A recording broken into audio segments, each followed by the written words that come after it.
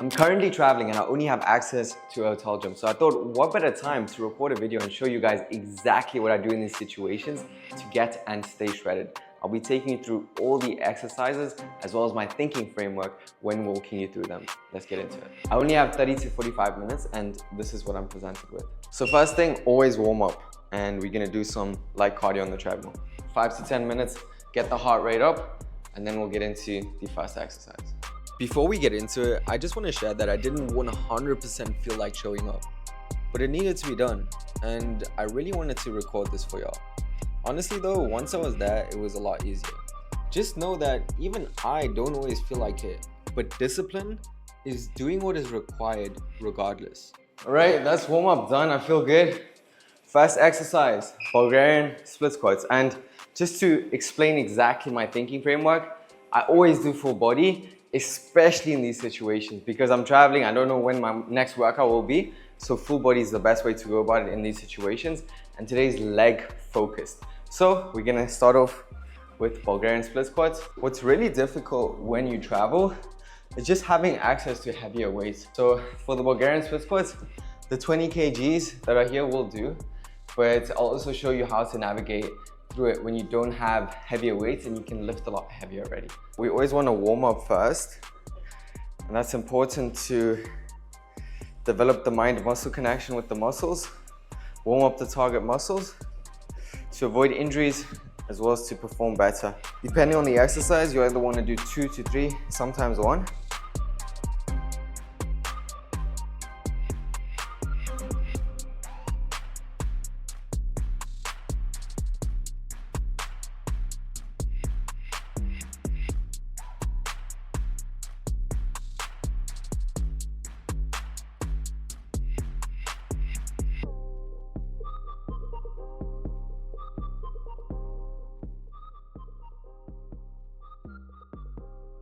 You can manipulate the movements with your leg placement and with your body posture.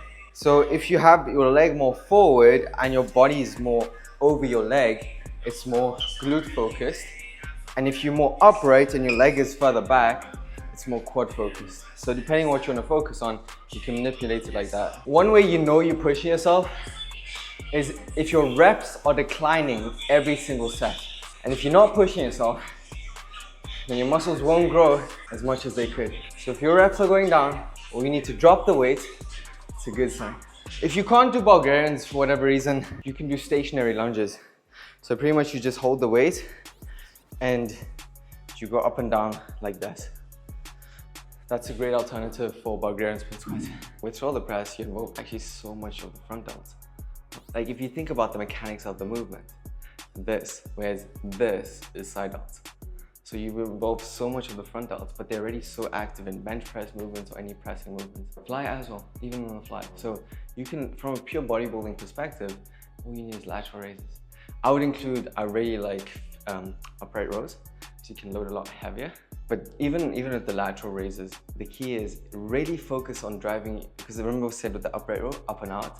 If you do the same thing with lateral raises, focus on out, and then you minimize trap engagement. Key. Next we have chest press.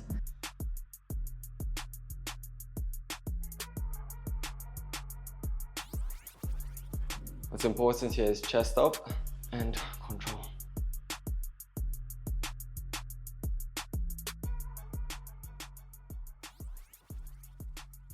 The way down is not about necessarily going slow, it's about control.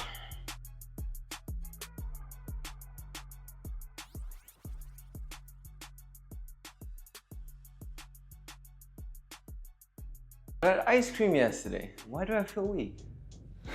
It's supposed to have all the glycogen in me. As I said, it's leg focused, meaning I start off with legs because I have the most energy. So then I want to focus on that. I'll still add RDLs for Romanian deadlifts for the hamstrings. And then I mix in, like, for example, chest, just so you understand when I say leg focused. What's really cool as of late is I group certain exercises. So for chest day, I would have a chest press and directly afterwards a chest fly. And because I'm grouping them, I'm creating more time under tension. I felt really sore and just feeling the muscle like in pain after that like second set of flies.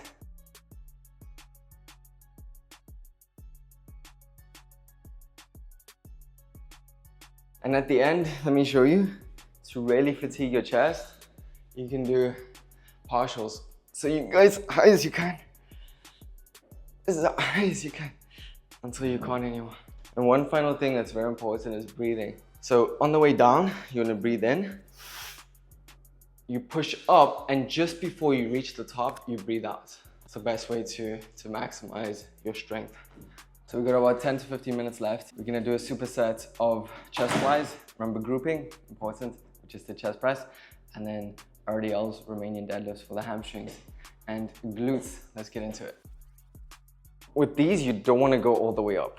I actually don't even like going full, just like this, halfway even, just because there's no tension at the top. And I'm thinking of driving my biceps together.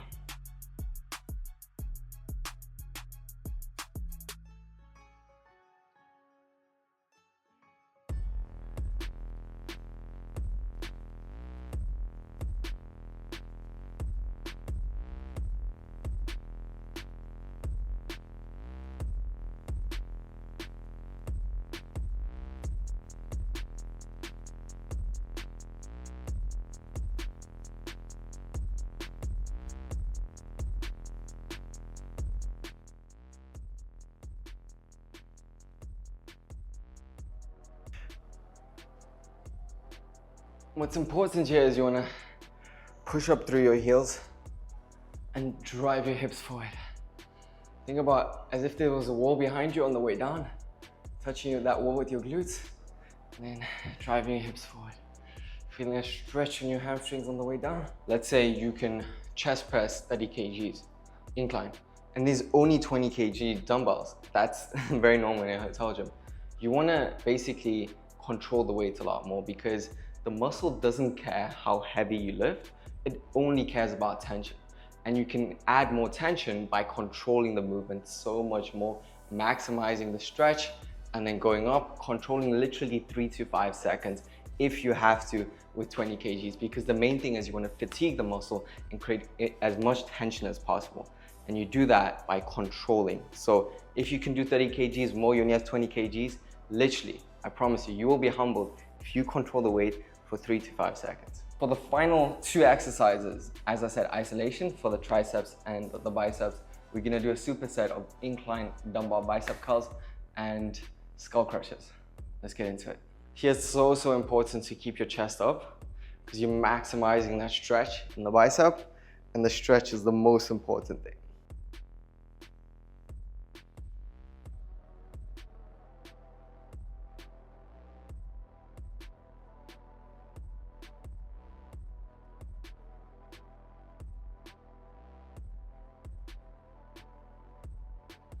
That last eccentric on the way down, that's where most people go wrong. They just drop the weight. If you can just control the weight on that last eccentric, you'll feel your muscles burn. And it's so important for muscle growth as well. Skull crushes. So many people do this wrong, so pay attention. So you wanna bring the weights up, and then instead of directly above your head, you actually wanna bring them back a little bit at an angle, so there's tension already, and you just bend your elbows.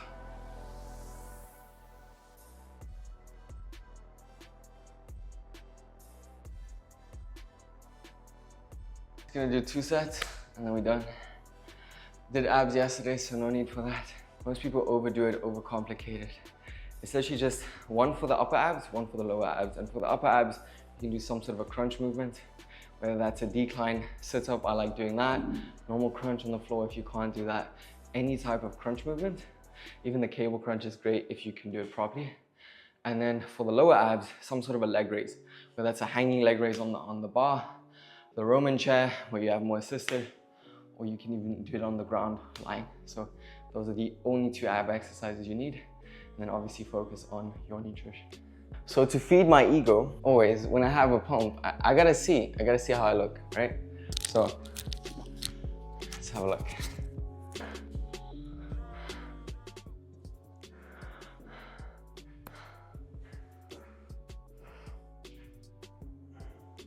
Pumps can be deceiving, because when you have a pump, you're like, man, I look good. And you get home, after like the pump is gone, you take a shower, everything, like, where did this go? if you can look as good with a pump as you're not, that's like your goal. When I was skinny, I was like, I want to get to the point where I have a pump and that's how I look always. So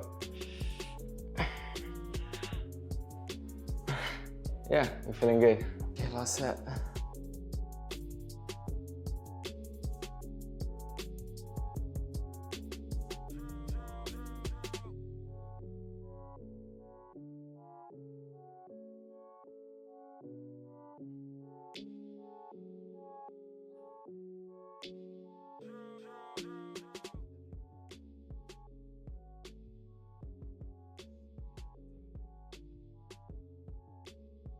So for the triceps, there's only 2 exercises you need as well. Most people overcomplicate this. It's not that complicated.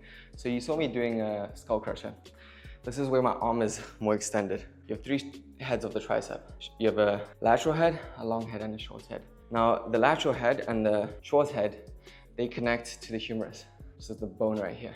The long head, however, which is the biggest of the 3, connects to the shoulder joint. So the reason you want to include an overhead one is because when you overhead, this head stretches a lot more. As I always say, the stretch is so important for muscle growth. And then the other exercise you want to include is something where you can fully contract. What I like doing is when I have a cable available, it's the cable tricep kickbacks, because your arm is behind your body, and so the long head can fully contract. But if you don't have that, any normal other tricep exercise will do. But yeah, the main thing is just these 2, and think of one exercise where your arm is above, right?